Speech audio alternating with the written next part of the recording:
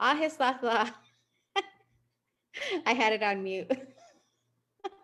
You would think after a year of doing Zoom meetings and going live on Facebook that I would remember to take it off of mute, but I didn't. So, so Ahislatla, um, White Huskukwas, Chestwa Hinindakin, and that means good afternoon in the Coeur d'Alene Sistichum's language and the Insulkchin Okanagan language.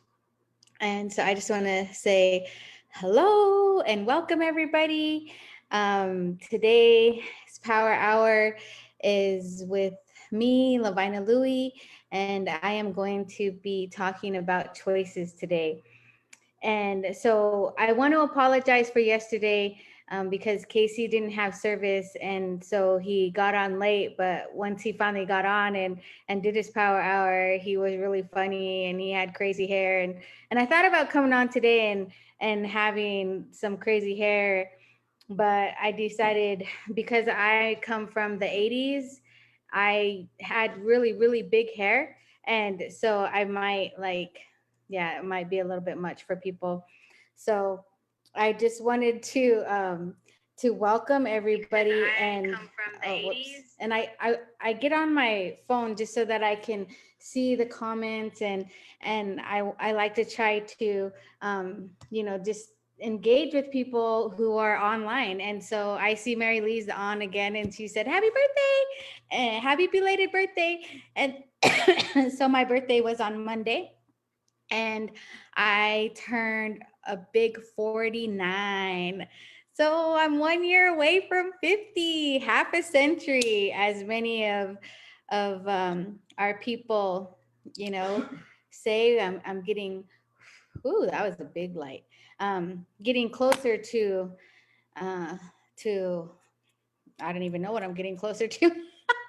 But anyways, I just wanted to start off today with some smudge and just just clear our hearts and our minds and our spirits today, and just ask our creator to be with each and every one of you from wherever you are from. And if you in the chat, if you want to put where you're from.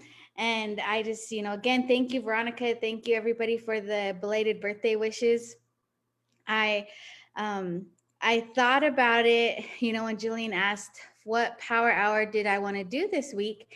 And I thought, I want to do a power hour on choices because, you know, I've gotten, through 49 years of my life. And throughout that time, I've made a lot of choices. And I've had to make, I've made good choices and I've made bad choices. And, I think for many of us, when we get to certain points in our lives, you kind of have that angel and that devil, sitting on your shoulder, or you have, the good wolf and the bad wolf. And, and you determine what one you feed and which one you give life to. And so I just wanted to reflect today about choices. And so we have people from Salt River watching, from the UK, from Wind Rivers. We have all people from all over the world, and I want you to interact with me today as we do this power hour. And um there's Hopeland, California has joined us.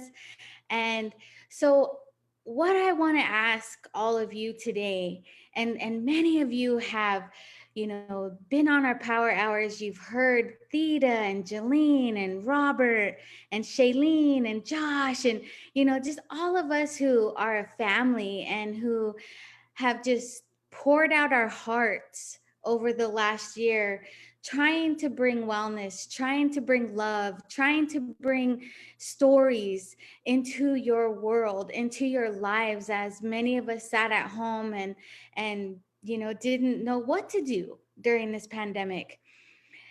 And so I really feel like, today I just wanted to ask some of you, what are some of the choices that you've made? What are some of the choices that you've made in your lives that have brought you to this place.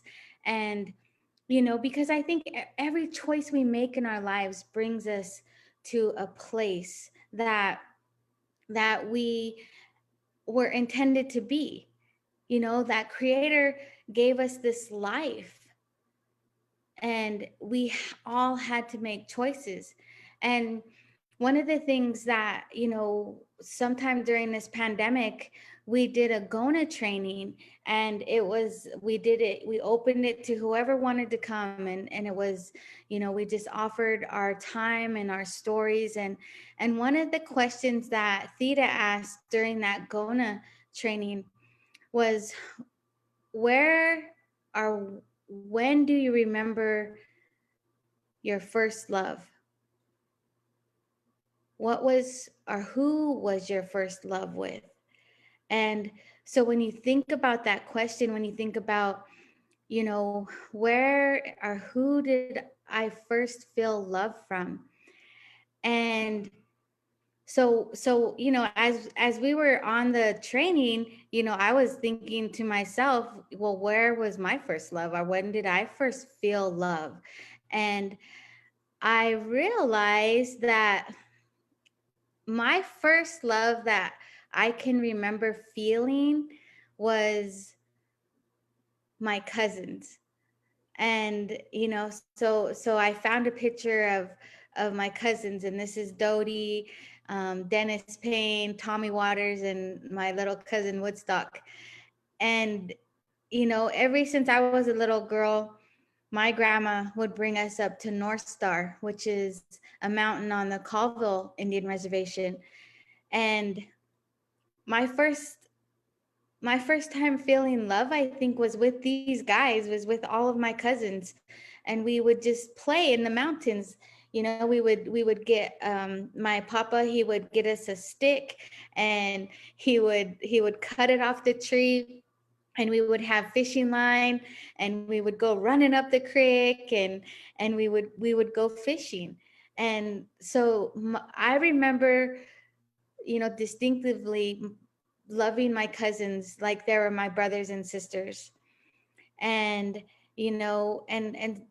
and those, because like I don't have a lot of memories when I was a little baby, but um love from my, I know I had, love from my grandma and my mom and dad. And but I remember just not having any stress or not having any worries when I was camping at North Star and eating fried potatoes off the fire, that Grandma would cook. And I remember, one time we were all up at the campground, and my grandma, my papa got really mad at my grandma. And I don't know, I don't even remember why he got mad at her, but he left. He said, I'm leaving you up here with all these kids. And we had like probably 15 kids at camp. And my papa said he was leaving us. So he took off and he walked up and around, and my grandma was like, go ahead, I don't care, I'll be fine. That I know how to take care of myself and all my grandkids. And so papa left, and he's walking out of the camp, and he comes to this bridge, and there's this huge mama bear standing on the bridge. Like, I mean, like literally telling my papa, you're not leaving Graham and all these kids. You're going to stay here with them and take care of them. And my papa come running back into the camp, and he was, just, it was crazy. He was like crying because he was so scared. But my Graham told him, the bears are my brothers.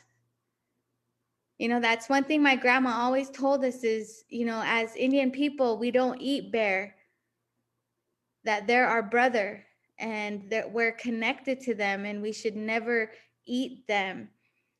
And so we never ate bear meat. And grandma said it's because they're our brother.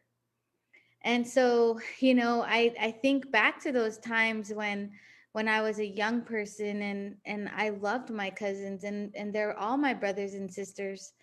And I know many of you probably love and know that, you know, who your cousins are. And and so this was, you know, when I look back 49 years ago, you know, being born into this family of, you know, my mom and dad are Deb and Jeannie Louie, and I have brothers and sisters, Debbie, Jackson, and my little sister Dolly. That those were we were the original. I guess you could say the original five. And then my mom and dad adopted my brother Tommy, and he has cerebral palsy. And then they adopted my little sister Brianna. We took in my brother Gaylord, who was in foster care, and my mom and dad raised them. And we all grew up in Nespelem, which is a really small town on the Colville Reservation. And my mom and dad, you know, when they got together, they made a commitment to us kids that they would stay together for us and that they would give us more than they had. And, you know, they grew up really poor. And so they wanted to give us more. And they did, you know, they worked really hard, and we had a beautiful home on the Calva Reservation. It was a 2-story log home, and we had my dad called it the orphanage because we had so many people come and live with us. Clay Burke, VJ, you know, any little friend that needed a place to stay, our home was always open to them. And I think that's the beauty and the resiliency of our families, is that we have a resiliency because we're giving and we're loving, and we use love. And like Casey talked about yesterday, you know, laughter is medicine, and being able to laugh and being able to share, you know, that's what keeps us strong and keeps us going in this time of, you know, of everything. And then, you know, the other day I did a presentation for the Yakima Rotary Club, and they asked me to talk about my exchange. And, you know, one of the most amazing things to me is that I was a sophomore in high school. You know, that's a long time ago, but I was a sophomore in high school, and I was just watching a volleyball game. I was just sitting in the gym watching a volleyball game. And one of my friends came up to me and she said, "Hey, LoVina, I'm gonna go to this Rotary meeting, and it's about exchange students, or, you know, being an exchange student." And I was like, "Really?" I said, "What is that?" She's like, "I don't know, if you get picked, you go to another country and you live in another country." And I was like, "Oh, that sounds interesting. I think I might go. I'm gonna go with you." And so I think me and Rena got up. We went to this Rotary Club meeting, and they were talking about being an exchange student, and you had to do an application and go through interviews. So it was so funny because I went home that night and I told my dad, I said, you know, or well, actually mom and dad, I said, "Hey, I want to apply to be an exchange student." And without hesitation, my dad said, "Don't let the door hit you in the ass on your way out." And I was cracking. I was just looking at my dad like, "Really, Dad?" And he's like, "Yeah." So in other words, that meant, go ahead, do it.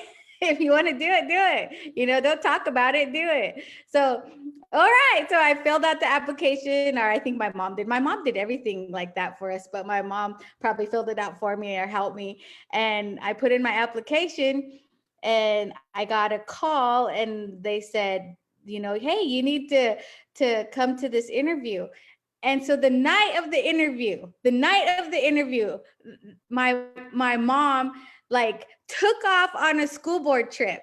So, you know, moms go to you with everything. And if any of you know my dad, he is like just rough and tough and just says whatever he wants.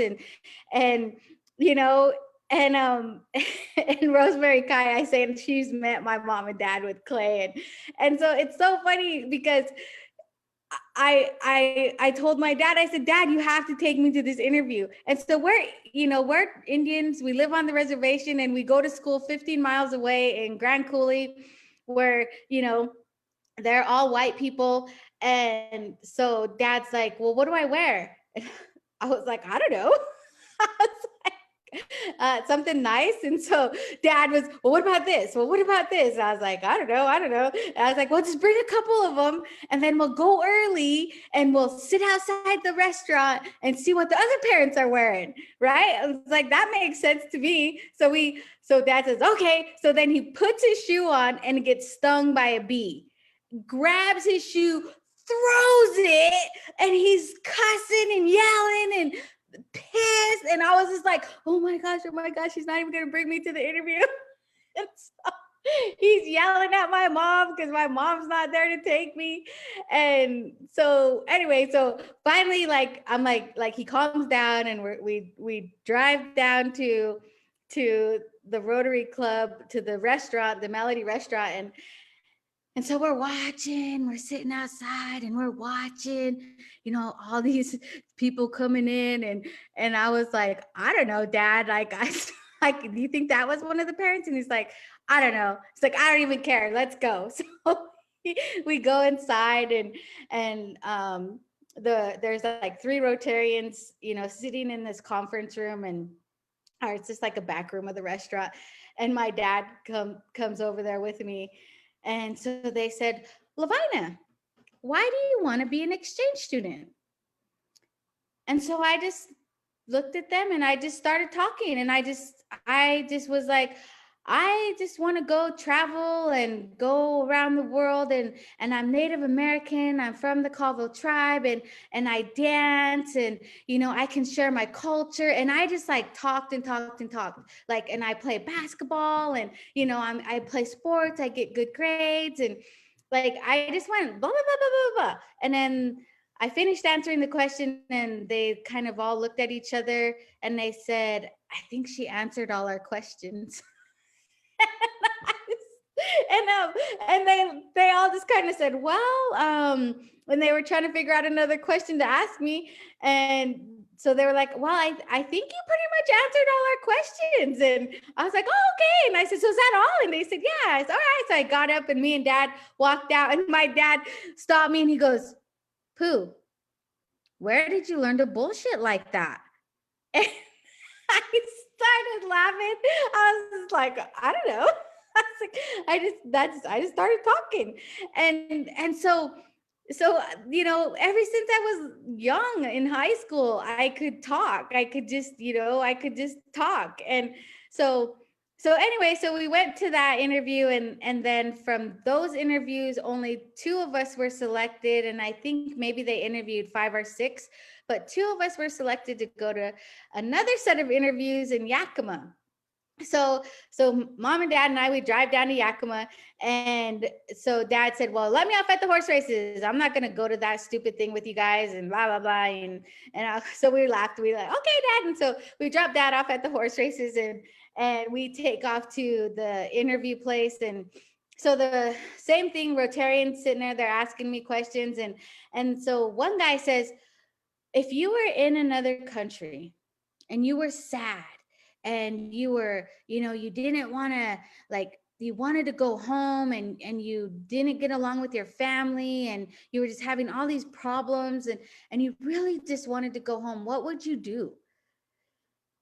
And so I sat there and I said, well, I said, my mom taught us that, if we're sad or frustrated, to just go run or go exercise or go do something, that'll like get out our frustration, our sadness, cry if we have to cry, but to just go exercise.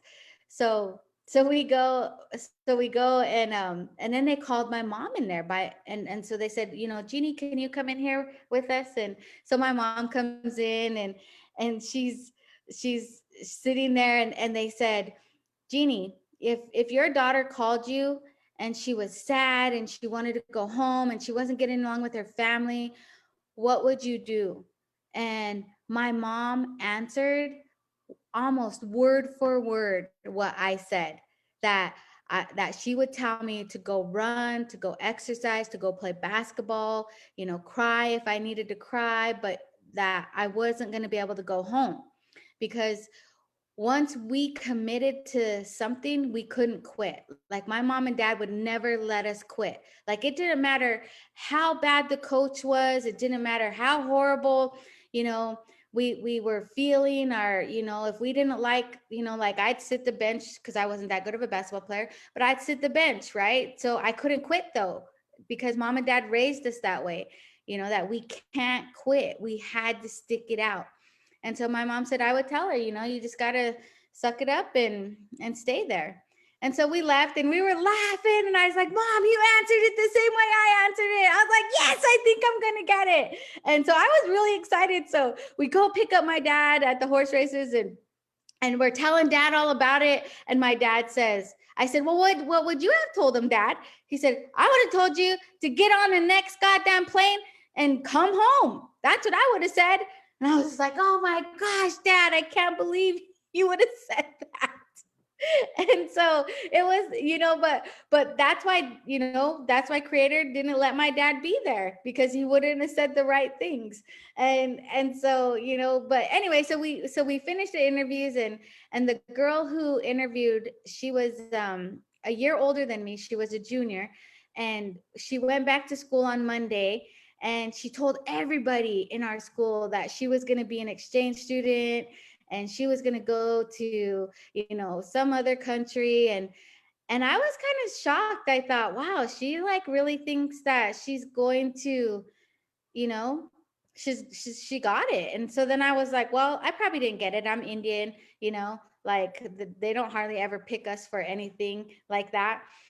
So, but I wasn't worried about it, so I just kept on with my life. And then one night after cross country practice, I was run home. Like I'd get off the bus and run up the hill, and my mom was standing at the top of the stairs when I got home. And I thought, oh no, what happened, or what? I thought I was in trouble, or I was like, I don't know what I could have did. But so I walk up the top of the stairs, and mom said, you got it. And I said, I got what? She goes, you got it. They picked you. And I said, for what? And she goes, to be an exchange student. They picked you. You're going to be an exchange student. You're going to go to another country for a year. And I was like, oh, what are we going to do? And mom's like, I don't know. You're the one that wanted to do this, so now you have to do it. I was just like, oh my gosh.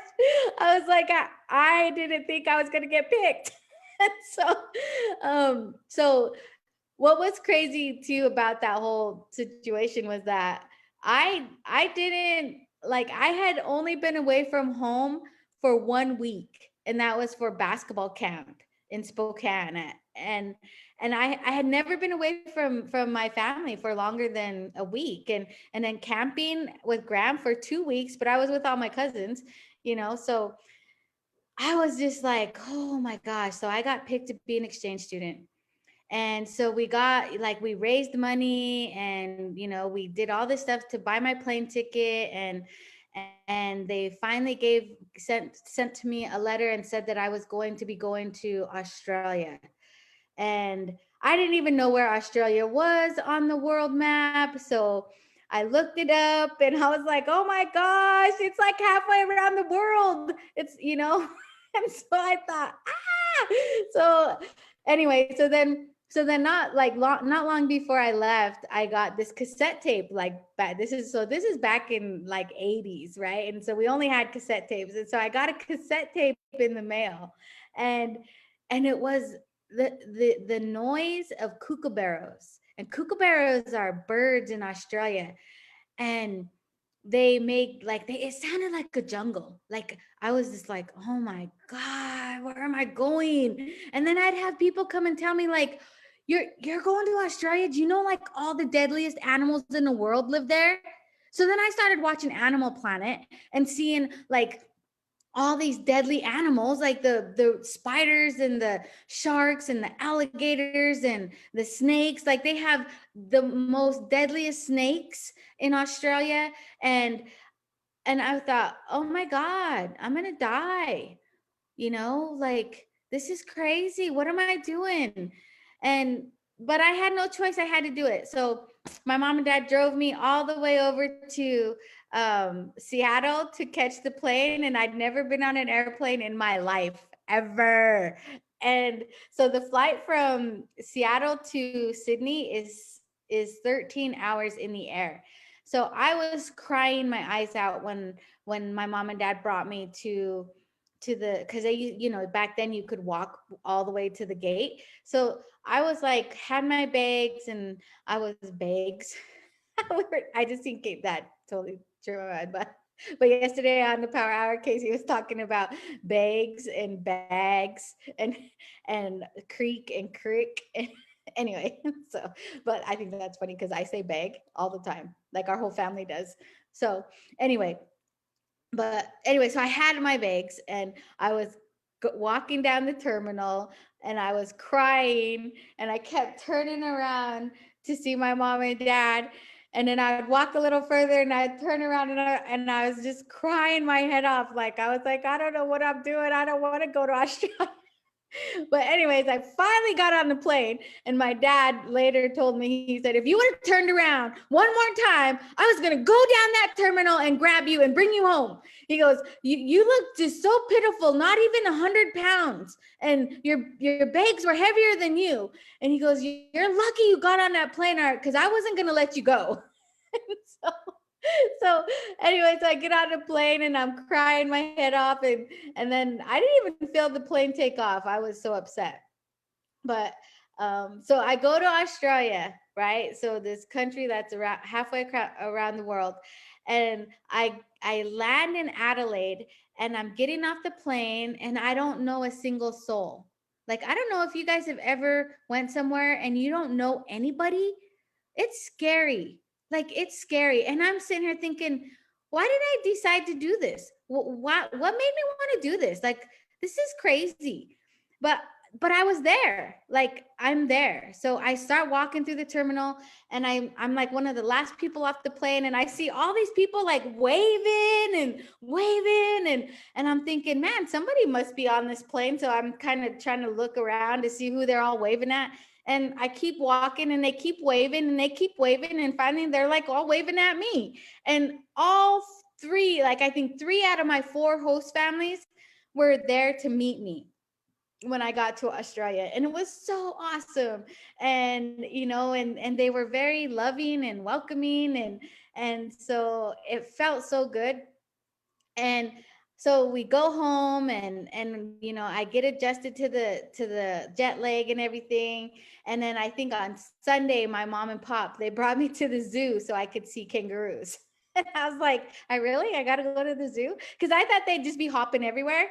Like when you think of Australia, you think of kangaroos. So I was expecting them to just be hopping around, but they weren't hopping around everywhere. So we get there, and then my mom, she says, well, this is your uniform.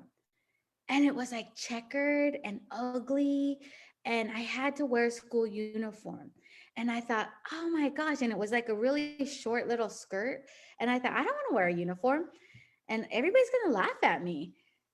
But she was like adamant that I had to wear it. So I put it on, and I go to school, and the newspaper said Red Indian Princess comes to Strathalbyn. And so I was, so that's what all the kids thought, like I was like this Red Indian Princess. And so I get to school, and some of my friends that are there, they're like, so do you guys like scalp people? And I was like, no. And they said, well, why isn't your skin red? And I was like, I don't know. Like, I don't know. Like it was so crazy. Like, all these people thought of us as cowboys and Indians. Like, they thought I lived in a teepee. They thought that, I went, ooh, ooh, ooh, ooh. I mean, they just had this whole idea of what Native Americans are. And it was all based off of TV. So it was pretty amazing that, that I was able to do that. And my pop, he brought me to over 30 different places to talk about being Native American and to dance. And I had a fancy dance outfit that I made just for this trip. And so I did over 30 presentations representing the tribe and my people. And, I learned how to be a public speaker. And when I reflect on my life, I owe so much of who I am today to my pop, because he loved me so much, and he brought me to so many places so that I could share who I am from my heart. And he set the foundation for me to be an ambassador for my people. And the Rotary Exchange Program, I was able to go to so many different places and learn other cultures, and little things like how in another country they would, like, we say ribbit, and in other countries they say kong kong, for a frog. Or like it was just amazing. Like, all of these exchange students, we would get together and we would go on trips, and we would go to, like, our big trip was to Ayers Rock. And I remember my mom and dad had tried to send me money, or tried to send my money through the mail, and it didn't get to me. And so it was getting close to time for us to have, like, we had to have so much money in order to go to Ayers Rock. And I didn't have enough money. And so the Grand Coulee Dam Rotary Club pulled money together, and they sent the Rotary Club in Australia money for me so that I could go on this trip with all the other exchange students. And I'll never forget that. I'll never forget that, those Rotary clubs pulled together for me to help me be able to go on that trip, because it was a trip of a lifetime. And I got to meet, for the first time, I got to meet Aboriginals. And the Aboriginal women that I met were so much like our people, and I felt so connected to them in so many ways, of just, because when we went out to gather their traditional food, the elders told us to look for an ant with a yellow stripe on its butt. So we were walking around in the middle of Australia looking for this ant, and then finally somebody was like, I found one, I found one. So then we all went over there, and they start digging and digging and digging into this red earth, and they were digging and digging, and finally they found where, in like, the lady was literally inside this hole, and she found this ant attached to a honeysuckle, like a little honey sack. And you break open the sack, and you taste the honey, and it was really sweet. And so it was really cool, like, how we got to do that. And we got on the bus, and then the elders came onto the bus, and they sang a song to the seven sisters. And man, I just started crying when they started to sing that song, because it reminded me of when I was home, and our songs. And that whole time I had lived with white Australians, and so I hadn't really ever met any of the Aboriginal Australians. And but the one thing I remembered was, the whole time I was in Australia, I never felt prejudice against me for being Native American. I felt prejudice against me for being American. Like, when I would talk, people automatically knew I was American, and they would call me a Yankee, or, some kind of term um, for Americans. But one time I was with a group of Rotarians, and they were talking about the Aboriginals in Murray Bridge, and how they are drunk, and they hang out at the bars down in Murray Bridge. And when they said that, I immediately felt in my heart that they were talking about us. And and and and at that point in my life, like, I didn't know how to stand up for them or me, and so I didn't say anything. But But now when I look back at that experience, I know that, they have the same kind of stereotypes towards Aboriginal people that Americans have against our people. And so the stereotypes are similar. And those are the stereotypes that from that moment, like I remember thinking, I don't want people to think of us as people who drink and fight. I want them to see us for who we really are. And I didn't even really fully understand that, but I know like something inside of me like shifted or changed, and it stuck with me for my whole life. And so that's what, talking about choices, and that one choice in my life when I was in 10th grade, going to one meeting about exchange, set my life on a course of sharing and understanding. And all of us have these things in our lives where something happens and we make a choice, and that changes our whole lives. It sets us on a path. And that's what I wanted to talk about today. What are some of the choices you've made in your life that have impacted you for the rest of your life? What are those choices, and how did that impact you? Because every single day we make a million choices. We make choices to drink water or to drink pop. We make choices to eat healthy or to eat unhealthy. We make choices to love our families or to not love our families. But what are some of the choices that you guys have made in your lives that have made a huge impact on the rest of your life? Many of you who watch our power hours, you're strong people. And I want to thank you. I want to thank you for watching our power hours and for being a part of our family, you know and Debbie, Debbie's been to our training several times, but she's found sobriety and making sobriety sacred to her, right? Like, how have you made choices to stop drinking, to stop doing drugs, to stop gambling, to stop, doing unhealthy behaviors, to stop hitting your family, to stop those behaviors? Because those behaviors, they can really impact the lives of the people that you hurt. Because and that's, we teach that in this all the time, is and is well, I just want to answer this question really quick. But Mary Lisa, do you think your family's faith has helped with confidence? Wow. um I definitely think it has.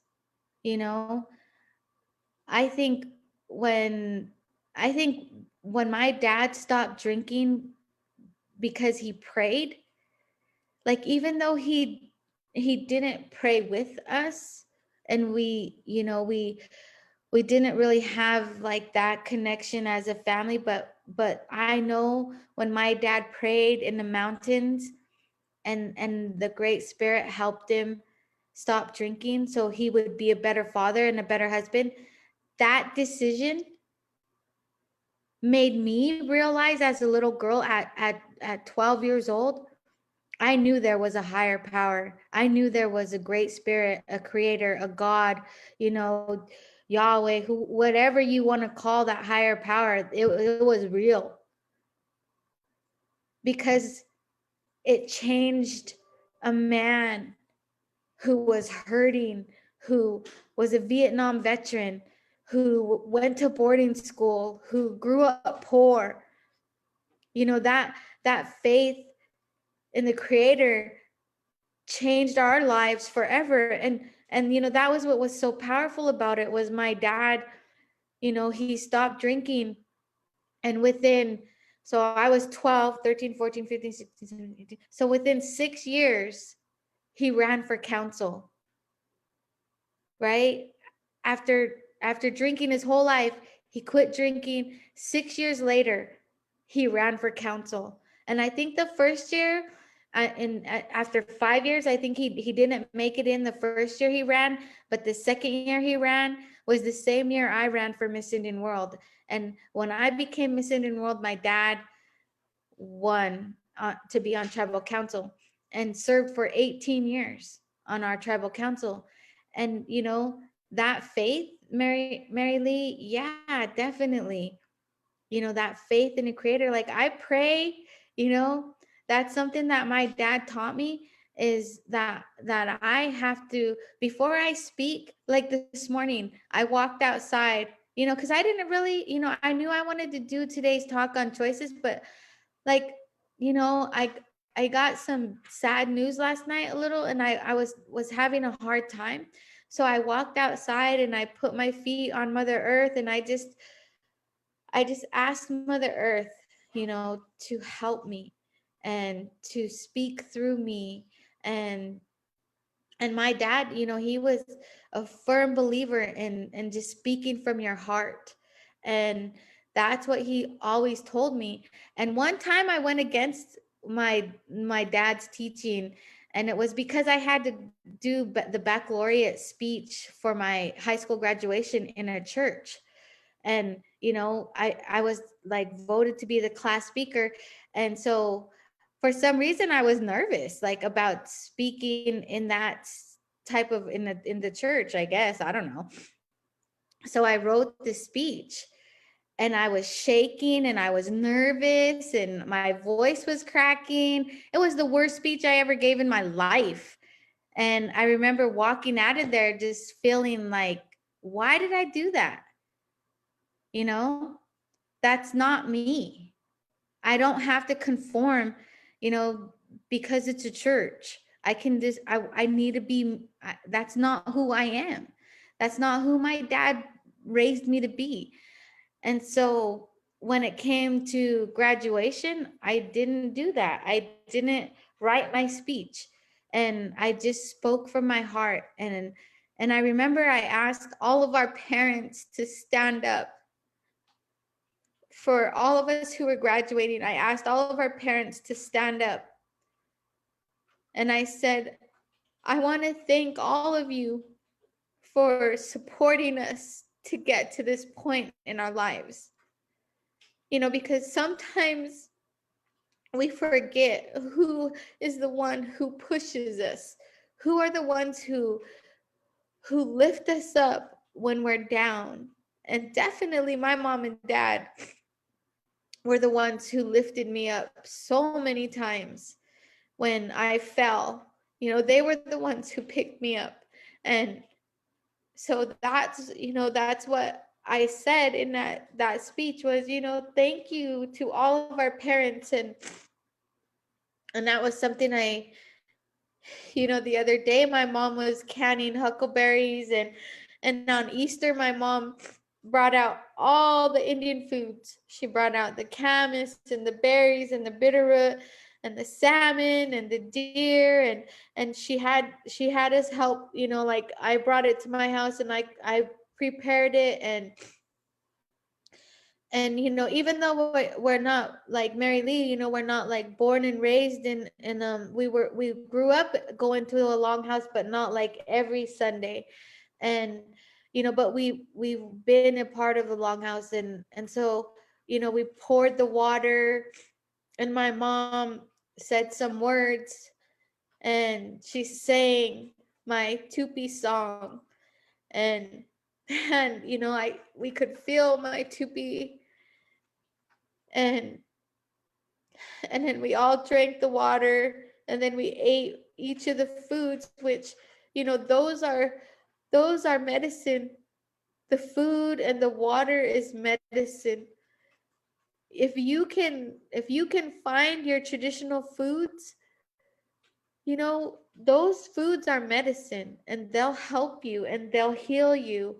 And because we pray when we gather them. I mean, for my girls, some of the first times they ever gathered, they were with Mary Lee down in Bend, Oregon.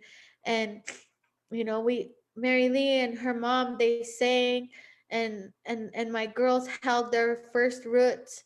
That was a rite of passage for my girls. And those traditional foods, our ancestors have been gathering them for centuries. Since time immemorial, our people have had that connection to the land, to our mother earth, and they're all interconnected. I just read an article about this lady who worked in forestry, and how she studied the tree root systems and how those roots speak to each other, how the roots are interconnected, and there's a mother tree that helps with all the other trees. I mean, and of course, there were scientists that laughed at her and, like made, but I believe that. I know that she's right, but our people knew that.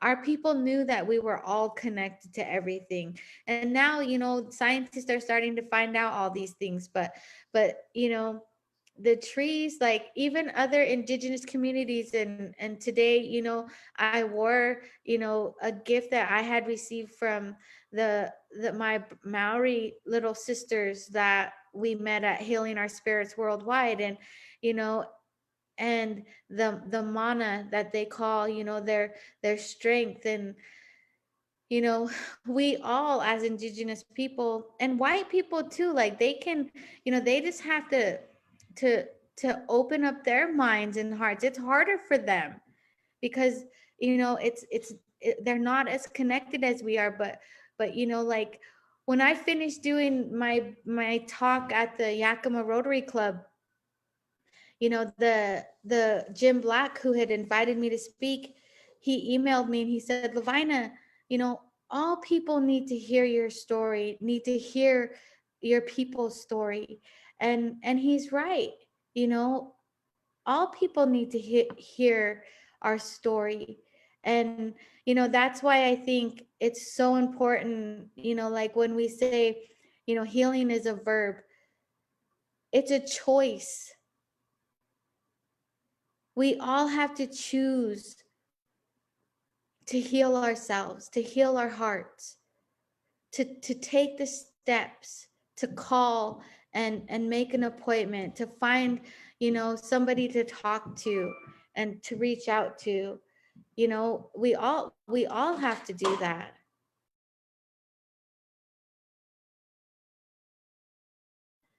And and I think that's why I really really like this picture, and I included it. It's kind of at the end of this presentation, but this was a picture of my exchange though. um Let me see, I was going to go through all these pictures, but I didn't. But I wanted to just share with you guys a picture. No, I lost it.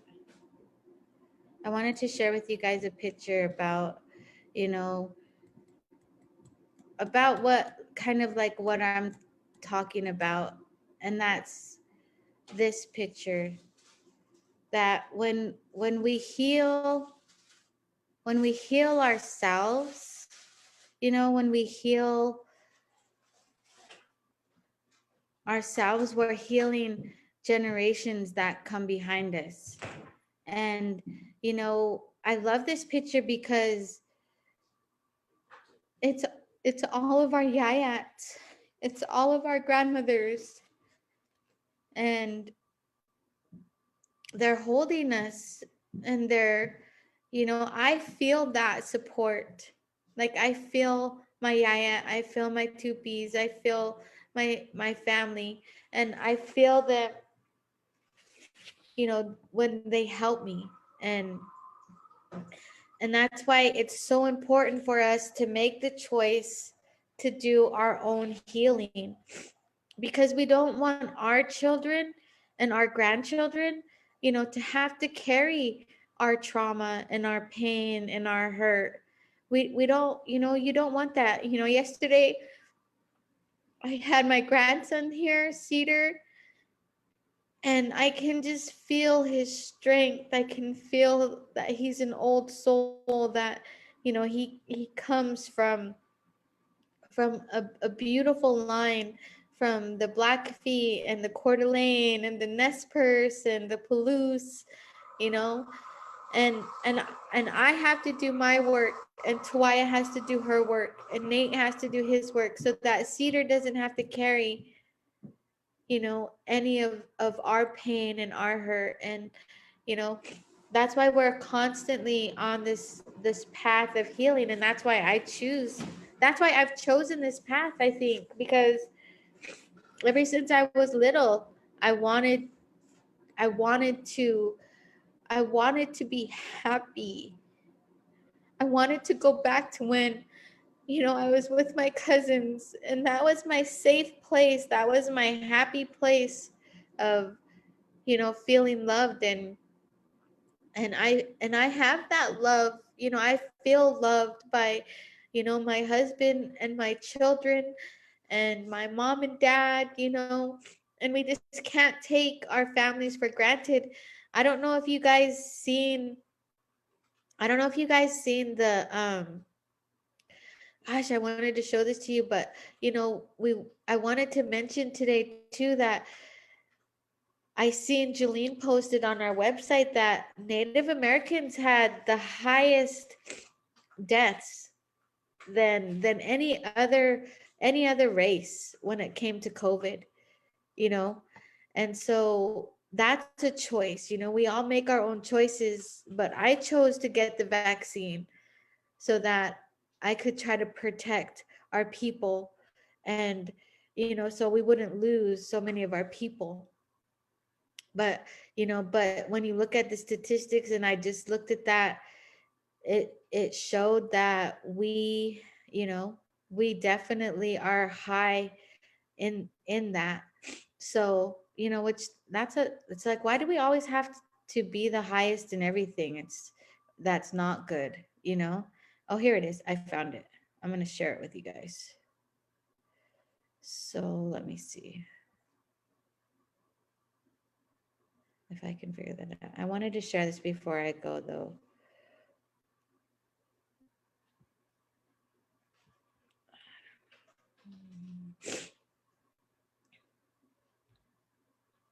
Photos, here it is.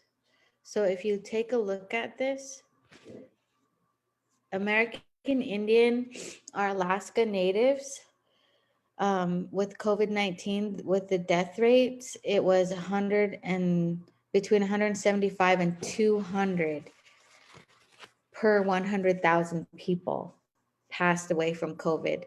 So, you know, if we get vaccinated, those numbers are going to drop. And so, you know,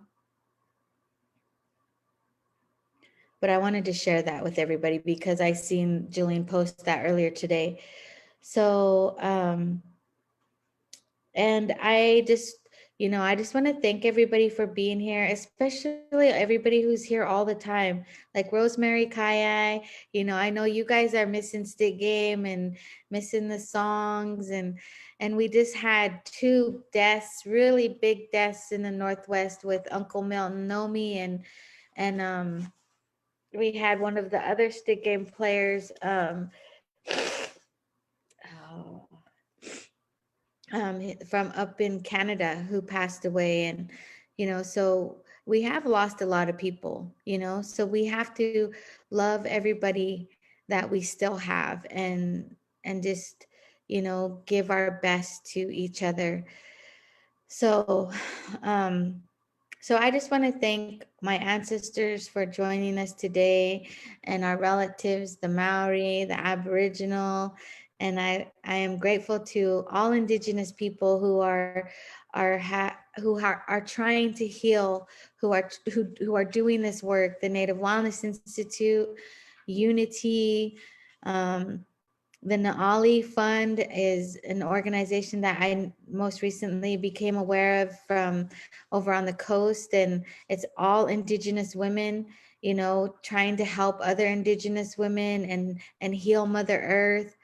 And, you know, that's what, you know, we can all make a difference in our own ways. We just have to make a choice to make a difference. You just have to do it. You have to, you know, and I encourage all of you, write it down. What do you want to do?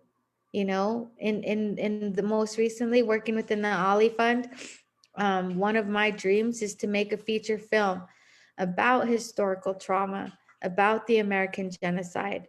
And then the Ollie Fund is helping me to take those steps to do that.